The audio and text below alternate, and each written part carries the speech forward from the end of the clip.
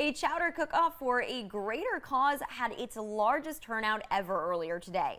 The Carolina Beach Inlet Association has been hosting this cook-off for the past 9 years. This year it was over at Good Hops Brewing. The event raises money to keep the Carolina Beach Inlet open.